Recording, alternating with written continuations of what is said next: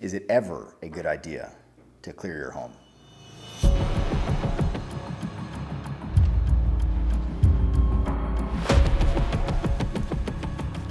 Is single man CQB ever safe?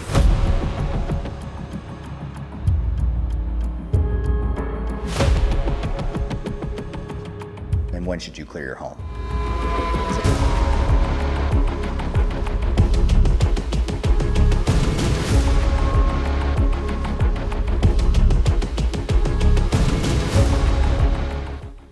Wait.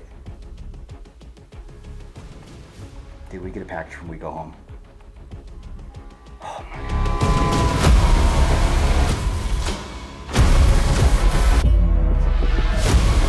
God. It's gotta be what they're going for.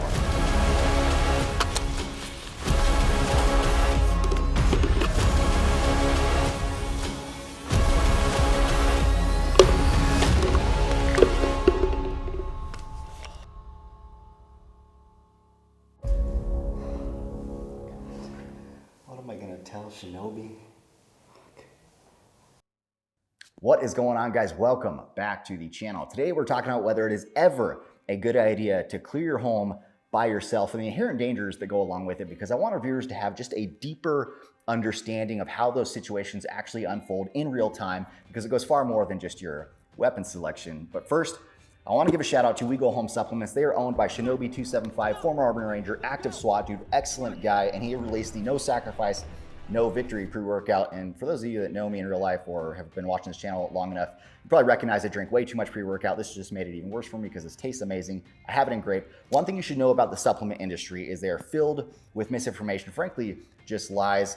A lot of times they'll hide behind proprietary blends on the back of their labels and not list what they have.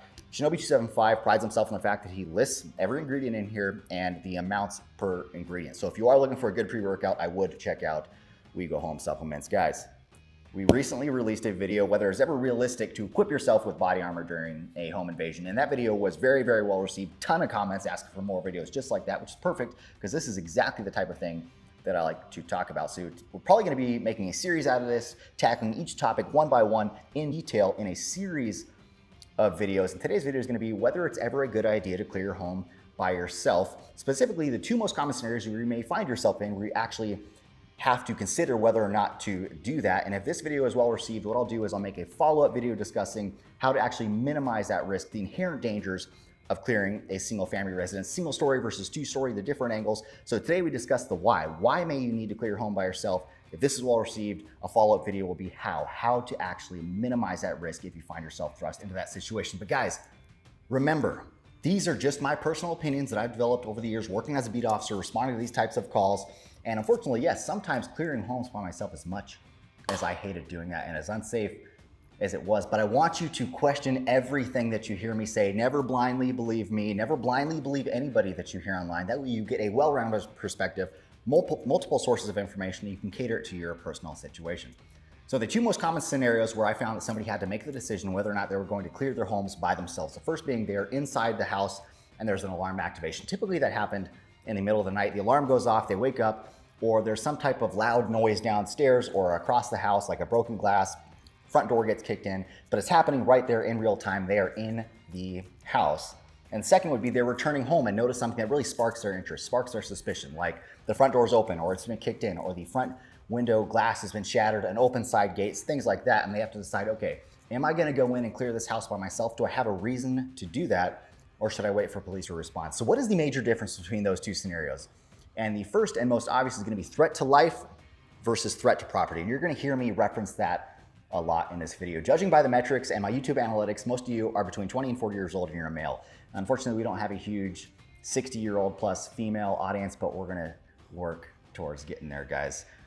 Or probably not. But most of you between 20 and 40 years old are working class males, you're married, you have families, you work all throughout the day and you're only home at night. So if you're home when something happens, that means it's in the middle of the night. Most smash and grab burglars aren't hitting homes in the middle of the night. And I'm speaking in generalities here. Sometimes it does happen, but they're looking to get in, grab as much property as they can, and then get out without ever being noticed. So with that information, with that knowledge, if something happens in the middle of the night, those hairs on the back of your neck should be standing straight up. Why is this person here? Are they here for property or are they here for something more sinister Or is it just a neighbor stumbling into your home after a long night at the bar? But if you contrast that to returning home after work, noticing your front door kicked in, well, there's a significant difference to the threat to your life. And notice I'm specifically stating your life, because if you have family inside the home, well, that obviously changes the dynamic, changes your thought process, changes your decision making, and we'll touch on that here in a little bit. But I really want to hit on this hard now, because if you leave with anything from this video, it is thoroughly understanding the difference between threat to life versus threat to property, because it's the underlying theme of this video, and I want you to understand it and some of the tips I may give you so you can apply it to your living situation. So in the scenario where you're at home by yourself, it's the middle of the night, or maybe your spouse is sleeping right next to you, but you have nobody around the house that you have to go get, no kids, nothing like that. I can't think of a single situation where you would want to leave and go start conducting single man CQB, cleaning your house by yourself. You're not reducing the threat to anybody's life. In fact, you're increasing the danger and the threat to your life. You own that room that you're in. Stay there. You have visual and physical control over it. Why would you want to leave the known for the unknown, an area you don't have physical control or visual control, and you don't dominate at all? In order to get there, you probably have to move through a transitional area like a doorway or some type of narrow space. You never want to do that. You want to avoid that at all costs, because it's the most dangerous thing you can do. So I want you to think of it like a scale. You have threat to life versus threat to property. This is a scale. So if you leave the known for the unknown and begin clearing your house by yourself immediately, you're increasing the risk to your life. And maybe you'll scare the burglar off or whoever it is and prevent loss of personal property.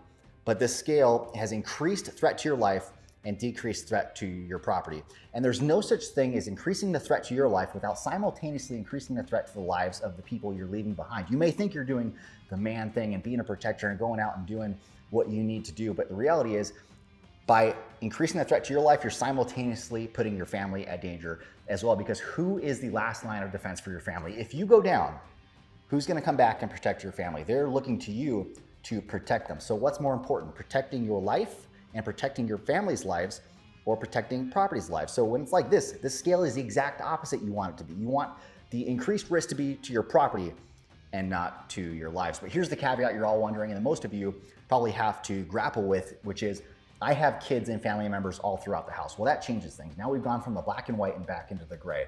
And in that case, if you just leave your kids to fend for themselves, then yes, you are increasing the risk to their lives, and you just flip that scale back where you don't want it to be. So I think for most people, you got to go out and you got to get your kids, whether you go straight to your kids and fortify their room, or you go to your kids and then bring them back to the safe room. And I'll kind of break it down with the living situation that I have set up for myself and the floor plan that I have, which is was part of the thought process when I got the house. But my wife and I sleep in the master bedroom. At the end of the hallway, opposite the front door, is where our kids at. So if somebody came through the front door, they would have to go beyond my wife and I's room to get to my kids' room. And if I am responding to some type of alarm or a kicked in door, or any type of bump in the night situation, I'm gonna be grabbing my rifle and holding long down that hall, firearm oriented towards that common area, while my wife goes behind me to the kids' room. And then I'm gonna go to the kids' room, and we're gonna fortify from there at the end of the hallway. Put my kids and my family in a corner of the room that's at least likely to be in the line of fire, and then I'm gonna orient my gun towards the door. And you notice in that situation, I am not aggressing anybody. I'm not investigating the source of the problem. I am establishing two footholds. First foothold is gonna be in the hallway with my gun oriented, channelized. My focus is gonna be channelized down that hallway towards that common area, the front door. And the second foothold will be in the bedroom that I've fortified with my firearm oriented towards that threshold, that door. And I don't care if somebody goes and takes my TV. You can take it, you can have it, it's replaceable. What I'm focusing on is safety of me and my family. It's a singular movement from point A to point B that should take no longer than 5 seconds. But if you contrast that to you returned home and that front door's kicked in, the front glass is broken in, let's say your family is with you. I'm not going in the house. I don't care if somebody's in there looking for my property. They can have it, it's replaceable. I'm gonna probably park at the end of the street, making sure my family is safe, call the police, and I'll observe from a distance. I don't care. They can stay in that house as long as they want, as long as my family is safe with me. But if I'm returning home by myself and I know my family is in there, they're typically home at that time, then I am going in. And that's a personal decision I'm willing to make, but I'm not doing so to protect property. I don't care if they've got my coffee pot. I'm going in there to preserve life, to preserve my family's life. And it's a risk that I'm willing to take on, and it's grounded in my experiences. But that does not necessarily mean that's a risk that you have to take. It's a personal decision for me, and we're all different. But if I can give you one piece of information with this, if you find yourself walking up to the front door, it's open, the glass has been broken, take a tactical pause. Take 20 seconds to interpret what is going on around you. Take 10 seconds, hell, take even 5 seconds if you have to, but just take the time to process the information that you're seeing, because you don't want to be elevated up here with a firearm, misjudging the situation, because that can lead to tragedy. And typically the first thing that pops into your mind is what's going to stick in your mind, and it's going to be hard to get that out of your mind. So if you think a break-in is happening and it's not, it's going to take a lot to really unconvince you of that. So take that pause so you can really understand what's going on. Is there a struggle inside that you hear? Do you want to go straight in through the front door, or do you want to perhaps skirt the outside, skirt the perimeter, peering into the different windows of your house? Plus, that pause can give you time to actually notify the police and get them rolling and really come up with the best decision possible, because these are important decisions and lives depend on it. So I want you to set yourself up for success, and a pause will do that for you guys. I'm thinking about making a series out of this, and the next video that I'm planning is why single man CQB and clearing a home by yourself is so dangerous, and how to really minimize those risks. Things like pre-planning, understanding your floor plan, angles, areas to avoid, and I'm sure much, much more. So let me know in the comments if that's what you want to see, or if you have a completely different idea that you want me to cover, let me know in the comments. I'm going to be monitoring all the comments, and I'm probably going to be cherry picking the good ones for future videos. So I look forward to hearing what you have to say. But if I can leave you with another thing, it is you should be thinking about these things now. I want you to think about the totality of these circumstances. One of the most important tools that a cop has, I was an FTO and I instilled this in every training, it was just that important to me, was mental scenarios. You really need to be thinking about all of these things now and running game plans in your head now. Put your mind there before you're ever there, and I guarantee you, I promise you, you will react in a much more appropriate manner. Guys, thank you as always for tuning in. I really do appreciate it. Don't forget to hit the like, comment, subscribe button. Let me know what you want to see. I'm going to make it happen.